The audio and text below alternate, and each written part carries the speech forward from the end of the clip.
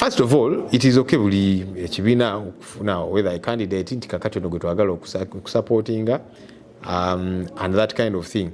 Naye hopefully nti kakati gwe mulonzi ali in America ate tolinga oli eri deep in the villages of Uganda tubagenda kuwa kasente wagira ono gwe kakati kasente kano wagira ono nabiwulirako eno I'm trying to understand, you know. Thanks okulaba sebo kale sebo amanya nedoboozi agange nze Saalongo Kigundu ndi mutuuze wa wano mpangalira wano mu Chicago bwokyaddeko ogenye waddeko neyanza akakisa kompadde okwogerako naawe kikulu nnyo gyendi olw'okuba nti nze emirimu gino egy'amawulire nagisanga busanzi mu ngeri ya buweereza bwa community saagisomanga ggwe so bwe nfuna akakisa akoogerako naye namawulire nga ggwe yabisoma ate omukulembeze mu ggwanga lyaffe ffenna Uganda lyetwenyumirizamu lyetwagala ibeera sano gyerere nga bwe banyanjudde wano wenkusanze mulirawana weyampise mulirawana wange wano gwewagenyi wadde mu Chicago nze mumyuka omubaka wa Ssaabasajja mu ssaza lino eritibwa Midwest Ssaabasajja Kabaka Wangaale recently yampa obuvunanyizibwa obwo nga sinaba kufuna yoga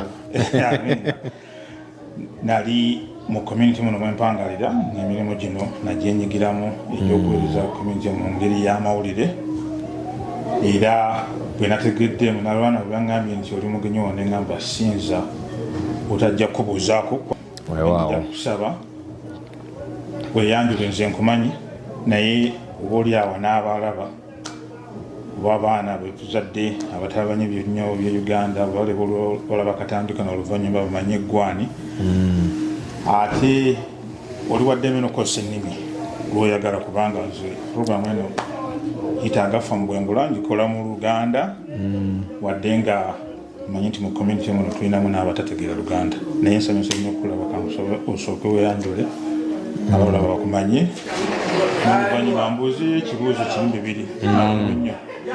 Saalongo ndi musanyufu wewale kunkyaza yenze Joel Ssenyonyi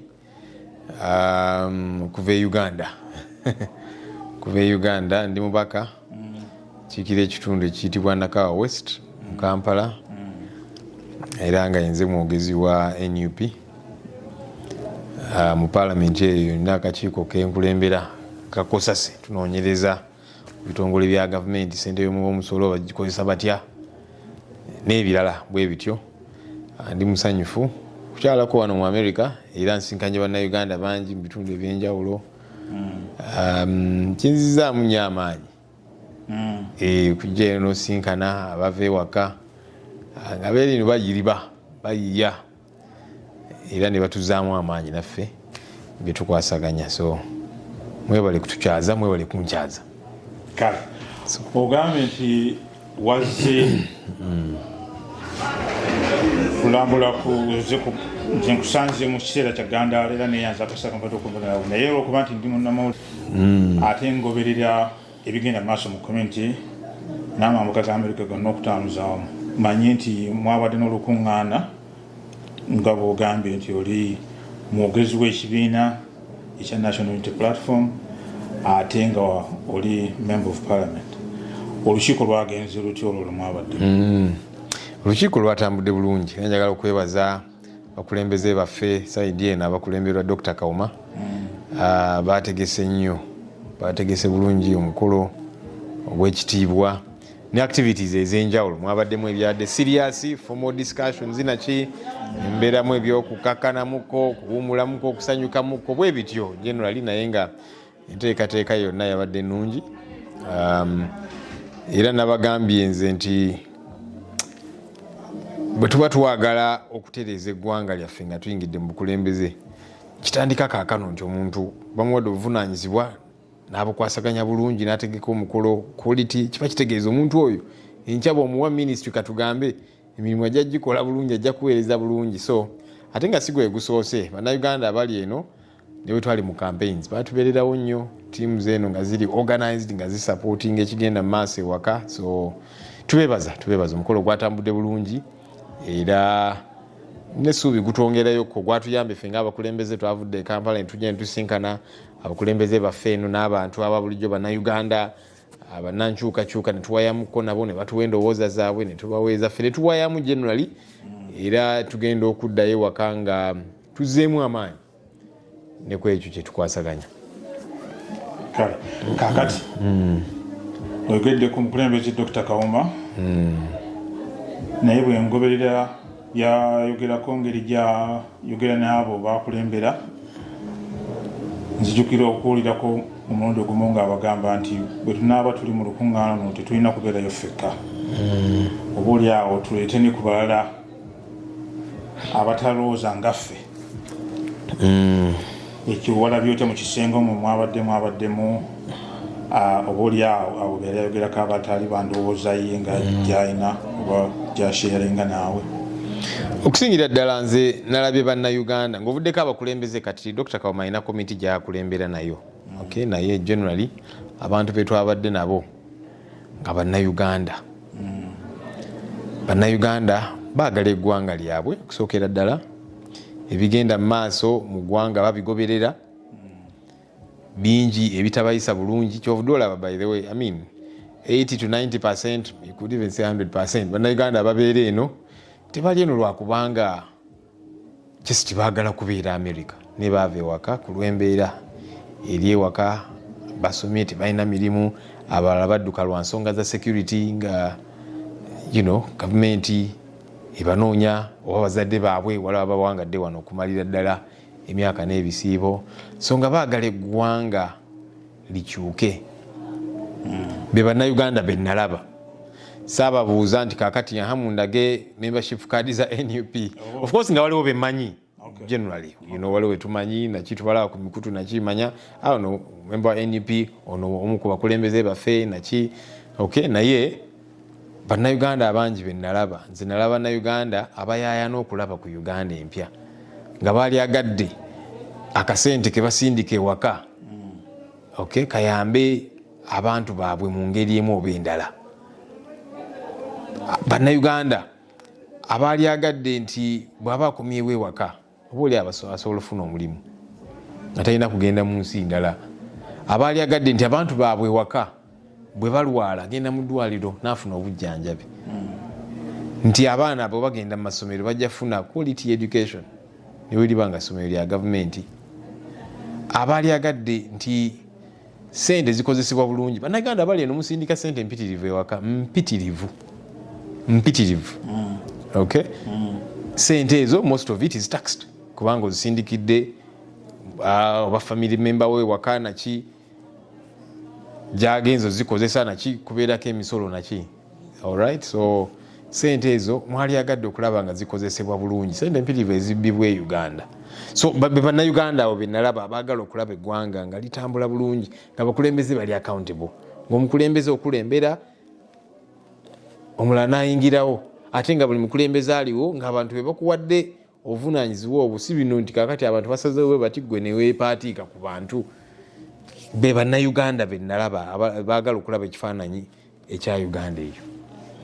Kale kaakati nga bw'oyinza okusuubira era bannayuganda bw'obanyonyola mu kiti ekyo bw'owalabyeko awo n'obwotalabyeko mu kisenge awo bonna sibanzikiriza sibandowooza zizimu Uganda eri diverse nga bw'ogimanyi.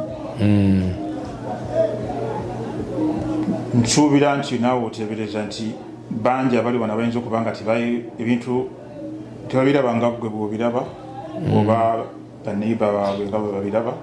Na kuno mu ssaza lwokyadde wano tukwaniriza akawungeezi ka leero si buli muntu nti akkiriziganya n'omulala naye nga ggwe omukulembeze agenye wadde wano wamala okurecognizinga ekyo bubaka ki bw'obaweereza abantu oba oli abo atakkiriziganya naawe naddala mu byobufuzi bya Uganda nga babitambula?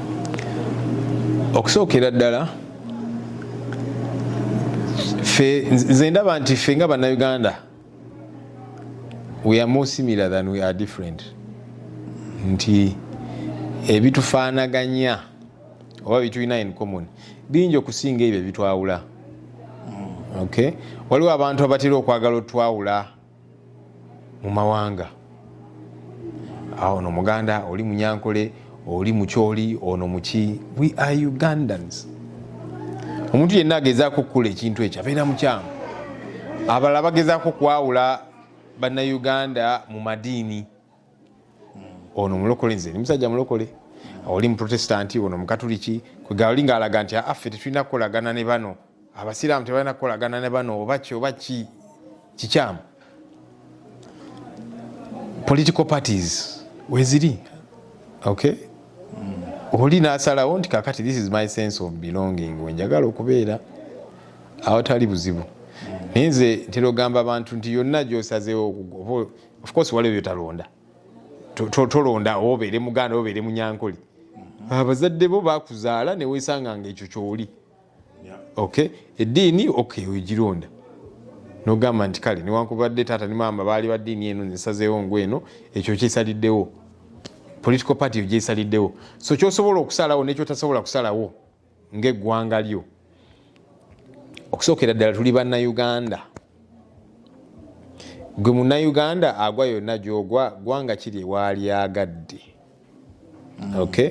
Nti bw'olaba obubbi obw'enkukunala, nze nkulembera akakiiko nga bwe nagambye mu Parliament akakosase.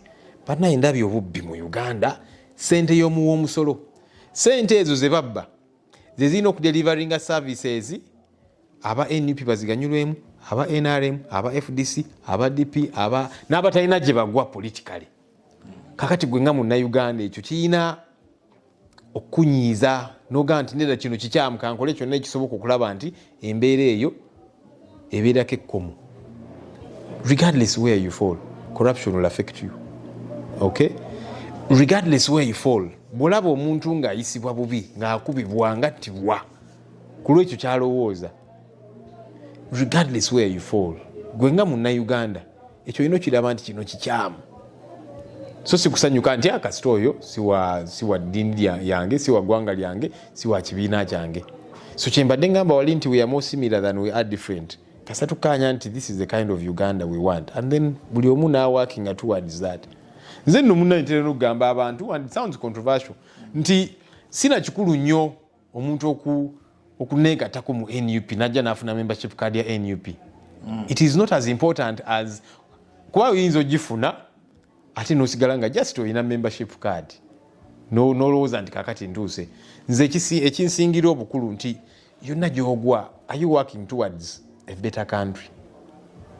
Regardless gy'oli, are you working towards a better country?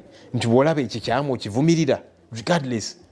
Kinsingira nze okubanga olina membership card n'obeera nayo naye n'olaba obubbi obw'enkukunala kwe tebikwatako. Naye olina membership card watuuka. Ebigenda maaso abantu batulugunyizibwa n'ebirala ng'osirise kubanga olina membership card. So kyovudde olaba nze ekinsingira kuba nti nga munnayuganda weetaba mu ngeri yonna gy'osobodde. Si buli omuntu ajja kubeera ku Facebook live, si buli omuntu ajja kukola ki naye n'ofuna gwe nti bwe luba lubimbi buli omu n'afuna enkumbi n'afuna waakabala. Ogasseeko ki? Contribution ki? Eyo tafaali ki ly'otadde ku Uganda eyo gy'oyagala. Nze ndaba kyekisingira ddala. Tuleme kweyawula nti ate kakati ono wa ddiini eno, ono wa ggwanga lino, oba ne bwe kiba kibiina. What kind of Uganda do you want? Oli wa kibiina X ekitali NUP. That's okay. Kakati gwe obubbi corruption agenda mu maaso mu ggwanga lyaffe akusanyusa. Actually bw'obanga ababba ba kibiina kyo ky'ogwamu kirana kunyiiza nnyo. Olina kugamba nti nedda omuntu oyo ekibiina kyange akisiize enziro kubanga abba sente y'omuwa omusolo alemye okudelivaringa atulugunya abantu. Bw'abanga wa kibiina kyange kirana kunyiiza nnyo. Bwe nsanga omuntu ng'akola ekikyamu nga wa memba wa famire yange ekinkosa nnyo omuntu oyo nedda talina kweyisa bw'atyo. Si nti bw'aba si memba wa famire yange kiba kirungi, naye bw'aba nga memba wa famire yange ate ekyo kinyiizana nnyo kubanga kaakati omuntu oyo aba nkiikiridde bubi. So nze ndaba nti tulina okutuuka ku level eyo okay nti kakati mwe muli eno bannayuganda abali ene bunaayira yes abatwegasseko nga NUP that's good we need more people to join us and rally behind this cause naye oyinza okugamba nti kale nyinza obutafuna membership card ya NUP which is okay you don't necessarily have to but are you doing something okulaba nti our country gets better are you concerned about the goings on in Uganda kyekinsingira obukulu kyekisinga obukulu era ndowooza kikyanisingire ddala obukulu kubanga si kwagala kulwako ku point eno naye nga okuba nti observation gyendabye wano generally bagambika wano obutakkiriziganya mu ngeri y'ebyobufuzi buyawuddewuddebu nnyo abantu aboolyawo bw'olinga agamba nti bw'oba tokkiriziganya nga ebyobufuzi sijja kujja ku mukolo gwe muteeseteese sijja kunyumya naawe kwogera naawe kugamba tateka kulabagana mu engeri ya wakumpi kufuuka balabe e Uganda ebyobufuzi abantu n'engeri gye bikumiramu abantu awamu bokwawulawula bigenda bitya kati nga ggwe ali ku ground otunyumizaamu ekyawo ffe tubikwata bubi eno kubanga eno abantu bibadde bitwawudde yabuddemu munawe kitandikira waka era nga waliwo abakifuula obuvunaanyizibwa bwabwe okwawulamu bannansi deliberately amawanga amadiini oba oliawo ne political shades okay kati olina naga nti akakati gwe oli wa NRM tolina kuvumirira buli bwanguzi why shouldn't somebody who belongs to the NRM be bothered about corruption kiba kikyamu oli nakulowoozesa nti kale gwe oli wa NRM tovumirira fugabbi abantu babakubye babase tobyogerako oli wa NRM abanga kugamba nti NRM kirina kubeera kutegeeza nti kutta bantu oba kubba sente y'omuwa omusolo then that would mean you should not belong there ne kakati bw'oba osazeewo nti kale gy'oyagala okubelonginga but you have a conscience ekikyamu kibeera kikyamu that's the point that's the level we should get to era ekyo dola nagambye nti nze kyendaba ekisingira ddala not so much of course I want people to join my party that I speak for oh yeah the more the better and hopefully they join for good reasons kubanga abamu they might join for the wrong reasons yeah naye ekisingira ddala nti munnayuganda yonna gyali nze kyekifaananyi kyendaba kinaali agadde okulaba mu ggwanga lyaffe of course n'abali ebunaayira nti buli munnayuganda yonna gyali ng'agamba nedda this is the kind of country I want leadership ng'eri accountable leadership ng'edeliveringa services sente y'omuwa omusolo ng'ekozesebwa bulungi nga tebbibwa amalwaliro nga waliyo amalagala ebyenjigiriza nga bitambula bulungi bannansi bwe basoma abavubuka nga bafuna emirimu that's the place we should get to n'ekyo gamba nti kakati anze ndi wa kibiina kino bino ebikyamu sijja byogerako it affects you too ultimately kakati ate kankubuuzeeko ku nsonga ezirimu abannayuganda bawangerera wano mu Bulaaya era balina owulira bangi nga beemulugunya nti essente eziva e Uganda nezijja nesanga nga zirimu ziweerezeddwa ekibiina abannayuganda kyebeegattiramu wano nange kyendimu nga memba ekya Uganda North America Association wenakyo okimanyiko gagwe a member of parliament bingi byetuze tuwulira UNA for a long time has grown and become a very powerful association era nga kiyamba nnyo bannayuganda abajja eno n'amanya nti ayina belonging ayina ekimujjukiza ewaka in one way or another sadly kubanga politics kati bangi abagezaako kumwonoona nti even back home ng'ovudde ne ku UNA which is organized and that kind of thing okay odde ewaka e Uganda n'olaba nti kakati eno kati group oba yabayimbi eno kati group oba niigiina oba ki netekebwamu ssente sinti zina kuyamba abantu abo naye kubagulirira in a sense anti kakati wagira kino nti ne bweba group nga yaniigina nti kale sente zina okuddizibwayo baki ate bajja zizaayo kubanga bamanyi kati bitubeera tulwanirako eyo emyoga bino ki parish development model supposed to be a revolving fund sente ozeoze olina okuzizaayo ne kati oli aba agamba sente zifunye kubanga inale munagikolera campaign kakati nange bansasudde kati omulamwa gufudde sente zajja zifuna azirye kubanga the intention is abantu abo either katubateeke mu sente zino tukikube nga tukiza side eno so ne mu yuna tubiwulira nnyo nti abakungu mu government baleeta eno sente to support particular candidates naki. First of all, it is okay buli ekibiina okufuna whether a candidate nti kakati ono gwe twagala okusupportinga and that kind of thing. Naye hopefully nti kakati gwe mulonzi ali in America ate tolinga oli ali eri deep in the villages of Uganda tubagenda kuwa kasente wagira ono nti kakati kasente kano wagira ono nabiwulirako eno. I'm trying to understand, you know, the authenticity of all of that. Nene kangamuko ninga muna Uganda ali eno basobola okumuwa kasente nti alondo ono.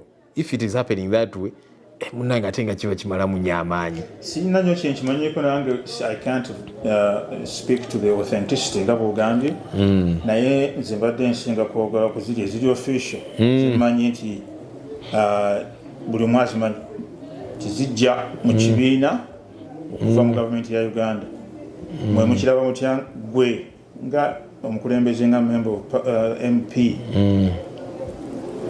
okiinako ekirowoozo kyonna kubanga abalala bagamba nti tuweereza sente nnyingi nga bwewagambye nti gavumenti okukomyawoko ineinvestinga mu okudevelopinga communities zeyongera okuvaamu ate ensimbi eziddayo eri tikyandibadde buzibu. Abalala ne bagamba wana abantu bakola sente nnyingi ate eri esinga okubeera obwetaavu lwaki sente zibeeri ne zijja eno.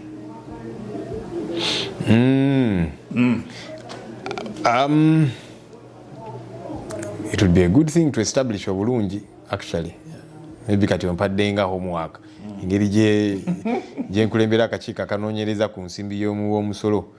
Yes, waliwo sente ziri official, I understand. So kakati ziva ku budget ki, ziva ku vote ki. Okay, era accountability ani agiwa era agiwaani, it's important. Okay, tikakati bwe ziba sente zivudde mu government zize eno mu yuna zize kukola ki exactly. Vote ziva ku vote, ziva ku budget ki era kakati zikozeseddwa zitya. That accountability is important kubanga ebintu bingi bibbibwamu sente y'omusolo. Kati oyinza okugamba nti kakati yuna twabawadde kawumbi ng'oba oli awo yasindika milioni 2 ziri endala n'azikuba cover ne kakati nezina 2 ezatuuka zitya era kiki kye zaakola exactly.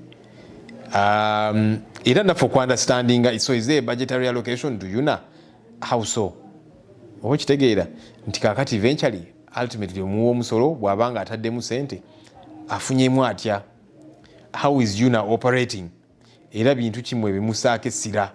Okay, kubanga nze ndaba mmwe ebintu ebimu bimwalitaddeko essira. For example, you guys should be able to vote from wherever you are. Mukitaddeko essira oba nti kakati babawadde akasente kati ebintu ebimu temulina byogerako. But there are things which are important. Your right to vote. Okay, amawanga amalala gakikola. Abanakenya baali balonda recently naye ku embassy ya Kenya e Uganda Bannakenya ne bagendayo ne balonda. Why can't that happen for Uganda? Nti muna Uganda ali mu ggwanga eddala asobola okulonda. Kirabika yemu ku at least ekyo nkimanyiko ekibiina byemu ku nsonga zikikolako. Yeah, hopefully ensonga ng'ezo ziteekebwako essira ne bwe ziba ssente ezo kiba kikulu okuunderstandinga zivudde ku budget ki era accountability. Accountability yandibadde nkulu so si concept y'okuba nti ssente ziva eri ne zijja in this opposite direction. Kubanga wali ekyo nakyo kubanga okay ssente zivudde eri zizze mu yuna to do what exactly kubanga mu bannayuganda abali eno musindika ssente mpitirivu okujja e Uganda okuyamba abantu bamwe naki. So yes, so kakati sente bwe ziba ziva e Uganda nga zize eno zize kola zize kutegeka, because I would think mwina membership mu subscribinga zezaliyambye okutegeka. Kati nja kuwa example ya conventions ezaffe za NUP ngeno gye twakavaamu, bamemba baffe abali eno be bategeka ne bateeka mu sente and that kind of thing, you know. Fenge ekitebe eri e Kampala ate tusindika sente eno bategeke, naye bannayuganda eno bekolamu omulimu ne bakola ekintu kino. So I would think that's the way it should happen. Kakati bannayuganda abali eno temuna subscribinga and then that money gets to organize events like those. Naye kakati sente bwe ziba ziva e Uganda ziza okutegeka yuna. I'm trying to understand why kyovudolaba kyekuusa ku kiri nti kakati sente zijja either to compromise certain people, that kind of thing, but otherwise mwina obusobozi oba oliawo obutegeka mu ndaba eyange timutegese omukolo oguliko n'okulonda. Why should money come from Uganda? Era I'm sure sente ziveeyo tezijja mu mitendera mituufu. That's why somebody cannot account for it as they should. Okay. Kale kyemanyiko mpozi nga tugenda okuva ku nsonga eno nti historically kirabika nga Abannayuganda be basooka abaali wano be basaba gavumenti ebakwatireko mu nteekateeka zaabwe. Naye kirabika nga mmwe abali mu parliament temumanyi history. Nze actually nsonyiye okukusala ekirimi. Nze mu kulaba okwange Bannayuganda abali eno balisinze kuteeka ssira ku nsonga ezimu. Kyo kyokugamba nti gavumenti mutuwe ku sente okutegeka. I don't know how much is spent on that kind of thing. Naye mu kulaba okwange sente si kye musinga okwetaaga from the government okutegeka omukolo gwammwe eno. Naye waliwo bye musinga okwetaaga. For example, mwina national identity cards. Can that be organized? Ne muzifuna abaagala okufuna dual citizenship. Bannayuganda abali eno okusobola okulonda. Kwegamba ensonga ng'ezo nze ndaba ebimwali wadde mugamba nti katikati government, this is what we want you to do, as opposed to mutusindikire sente tutegeke omukolo. Mu kulaba okwange kiri kiba kisinga sente kuba kakati sente zize. Do you not pay if you're going to attend? Kakati zosasudde zikoze eki ate nga waliwo ze bafunye okuva eri e Kampala. Well, yeah. Olaba. Yeah, so my thinking is nti kakati budget yawe sikisinze nje charge naye nje mbuuza byempulira mu bantu ne yanziza okudda answer yo nje yanziza kakati ate Uganda okuweereza ko mu parliament akakiiko k'okulembera ku sasi fenake abantu bangi ke batunuulira bwe ndaba wano baweereza obutambi bigenda bitya kubikutotya wefaso webali omulimu gwo gwokola fena tugoberera naye bitambulidde bitya mapya kyagaliwo abantu ge balina okumanya kati nga bwoli wano tufunye mu bufunze. Yeah, tugezaako ne tukwasaganya kye tugezaako kukola. Challenge tulina mu ggwanga lyaffe nti institutions have broken down in many ways. So ne parliament teyetengeredde nga bwe kirina kubeera. Ekyo dola mwe Museveni kyaba ayagala okuyisaawo abajja kiyisaawo.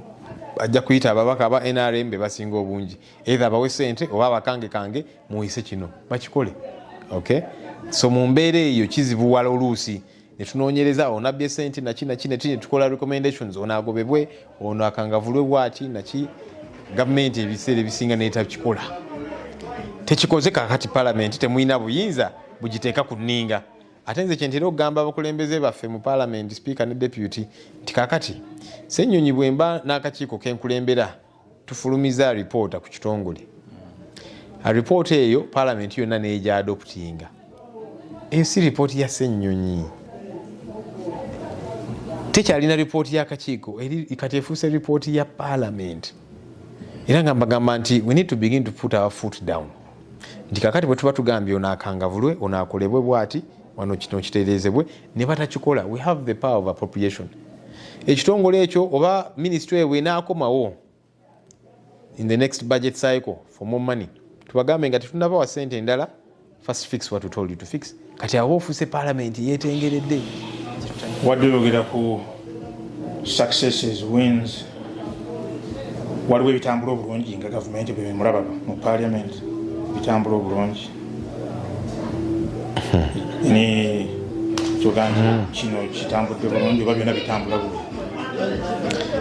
It's complicated. Kati olaba obuzibu bwa gavumenti nti preoccupation essira erisinga baliteeka ku kweremeza mu bukulembeze. When you do that, everything else will suffer. Nibo bangu ina good intention. Katunulira UPE as an example. It's a good program. Okay? And anyone would credit a government if in a government kakati there's going to be free education for all. That's a good thing. Neji tunulira engeri gye bagiddukanyamu. Do you know nti kakati buli mwaka omwana mu UPE capitation grant bamusasulira about 11 to 12,000 Uganda shillings per year, not per term. Per year, those are about $3 per year. Kitegeeza buli term $1. Kakati omwana oyo gwosuubira nti agenda competing with the rest of the world enkya nga that's the kind of education gy'omuwadde. So kati olaba it's a good intention, a good program, but just see how it is being run. $3 per year ku mwana omu. How kati that's the capitation grant, that's the money investing in okulaba nti omwana ono asomesebwa ebyetaagisibwa bwe biri naki $3. How is that child going to compete with the rest of the world tomorrow? Oba olaba. So kakati bwe buzibu naye kakati there'll be a lot of money for many other things. Tebajja gula ambulances but they will buy military tankers, tear gas canisters naki. Olaba where our priorities are. We have a classified budget, trillions of shillings every year. Classified. Every country must have a classified budget, but it should be justifiable. One, cut your coat according to how much clothes that you have. Ntikakati tuligwanga javu. We cannot have a huge classified titulinga ba America bani abagagga. But even then classified yo inokubanga eri justifiable. Are we at war? Even where we are at war, nge Congo, there's a separate budget for that. Kituli eno Somalia war, there's a separate vote for that. In fact, that one is not even us picking up the bill. Kakati ina classified ya trillions of shillings. Zikola chezo center and yet classified. No one is meant to look into it. Ezo sijja zisabako accountability wako sase. Oba olaba. So kati webuzibu obuli awo nti priorities zaffe munnange nkyamu. Every budget cycle fe tukola alternative budget. Nga tugamba nti kakati wano wetwalitadde essira, this is where we should inject money and that kind of thing. Of course tebajja gigoberera, but at least we have it on record. So bwe buzibu abo, once your priorities are the wrong side up, nothing will work the right way. Bwe buzibu priorities are the wrong side up. Nti kakati omukulu ye essira aliteeka kukweremeza mu bukulembeze, everything else will suffer. There will be no service delivery. Sente ezo mu kifo kyoziteeka mu ddwaliro waakiri ajja zikozesa okugula bano abayimbi, okugula bano ab'opposition bamwegatteko instead of delivering services. Oba kale bwekuba si kubagulira tiyagaasa n'abakuba n'ebirala. So kati webuzibu bwe tulina, our priorities are the wrong side up. Tunuulira infrastructure. Kati ennaku zino mbala beewanyisa infrastructure fe tumunoonyerezaako nnyo. N'olaba enguudo ze bakoze they will not last very long nga mulimu ebinnya. N'otunuulira unit cost of each road extremely high in comparison to what should be. Kati omubabbiramu nnyo ssente. So kati ne wali basiimye nti kale mukoze oluguudo olulungi. Kati nze nina oluguudo in my constituency. Kulambiro Kyanja Ring Road.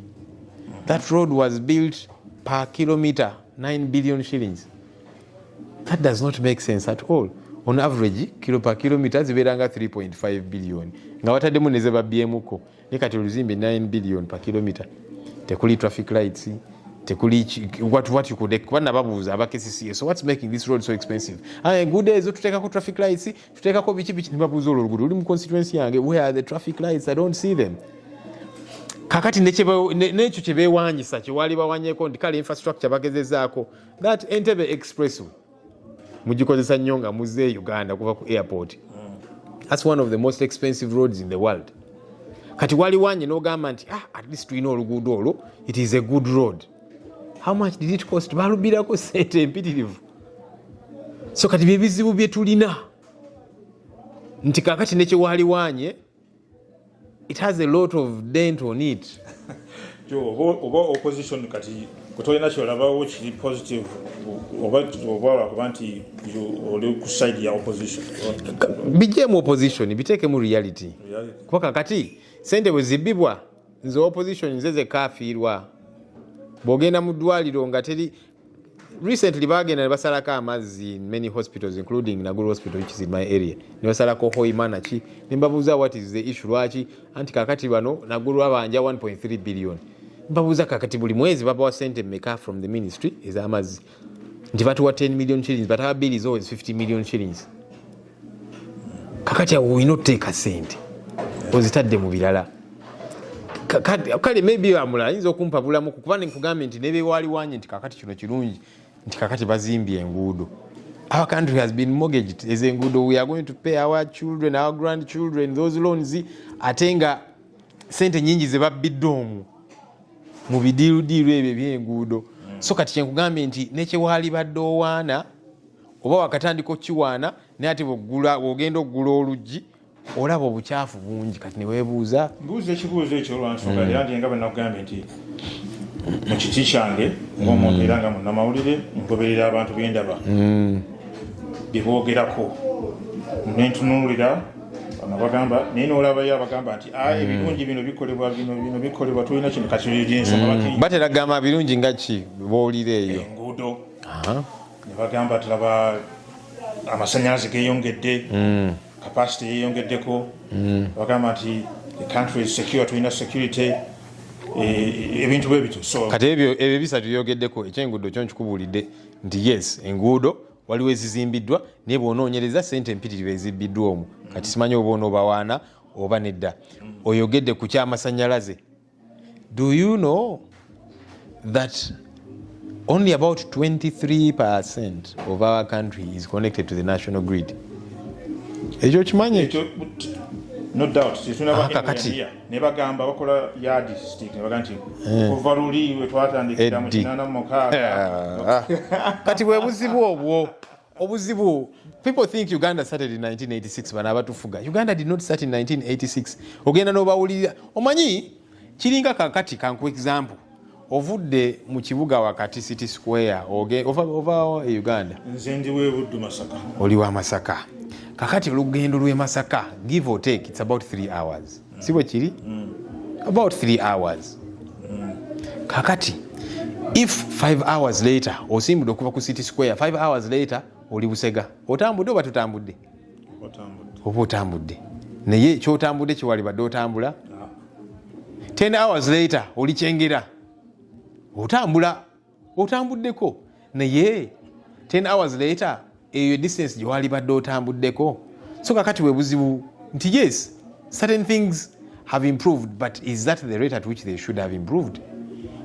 No, kati we buzibu awo nti of course since 1986 we have more paved roads today than 1986 inevitably, but is that the number of kilometers we should have had at that cost? Era is there value for money? Kugamba byebyo byonna byonna otunuulira n'ogamba okay tumuvinze but at what pace? Museveni muwulira oluusi ng'ayogera ku economy. Our economy has grown if you compare to 1986. Of course even if you had done zero it would have grown inevitably, but has it grown to the level at which it should have? Kakati ekirala ekindaba abantu beboogerako abeebuuza oli okiikira constituency eri mu Buganda parliament mulimu Buganda caucus simanyi baggo gyenyigiramu ndi member ensonga za Buganda ezimu ku byo Buganda byesaba ye federal ebyo simanyi bamukyogerako mu parliament waliyo oluvuumo kiroyinza okutuwa ensonga eyo esituddwa abantu ndaba bayibuuza mu mitimbagano nga nze ngoberera mawulire ensonga eno nno tera mukulaba okwange tera nakubeera ya Buganda yokka. Kakati olaba zihoima ezo oil was discovered. Okay, kakati abantu abo to what extent are they going to benefit from that oil? Yes bagamba nti abajja kolayoko simanyi bakoze ku nguudo naki naye bw'olaba you can clearly see nti these people are being ripped off. Tunulire Karamoja okimanyi nti ngagga, omanyi gold ave Karamoja gwe. I don't know if you have been to Karamoja. Situkangayo nange nsoma reports ezijja mu mawulire here and there. Bagagga nnyo kaakati naye gold yoyo gwe tuwulira agibwayo abbibwa bamuganyuddwamu as it should be. So that's what happens nga tuli mu buwambe. Buganda has many properties which are in the hands of the central government. To date, luli my M7 baba wayoke ebyapa ebimu, but how many out of what should be?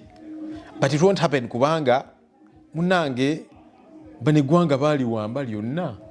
That's why gold bajja mujja Karamoja, omukaramoja nasigalanga muwavu muyi. And yet gold is being mined from there.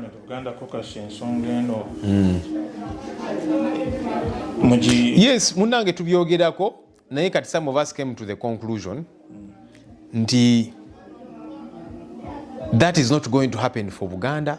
It won't happen for Hoima where there is even oil. It won't happen for Karamoja where there is gold and so on until we have been freed as a country. Netufuna abakulembeze abali soba, abakulembeze abali accountable, abakulembeze abamanya nti kakati this particular community, first of all, waliwo ebitali kati njogedde ku Buganda properties. That's not even debatable. Tobiba want kubanga you're trying to, in a way, please this community. No, if something belongs to me, it belongs to me. If a property belongs to Buganda, a chapa, a particular chapa belongs to Buganda, you're not doing Buganda a favor or kuchibadiza. It does not belong to you. And then you can have a discussion about several other things. Naye, that will only happen once we are freed as a country. Ntikakati, what is due to this one gets to be due to them. And everybody gets to sit on the table. Nagama nti kakati from my area, this is what comes from my area, it is oil. What portion of that is going to benefit abantu be Hoima Ibava? What portion of the gold, whatever as an outcome of it, it's going to benefiting abantu be Karamoja? Same thing with Buganda. And like I'm saying, it is even properties which rightly belong to Buganda, a couple of them.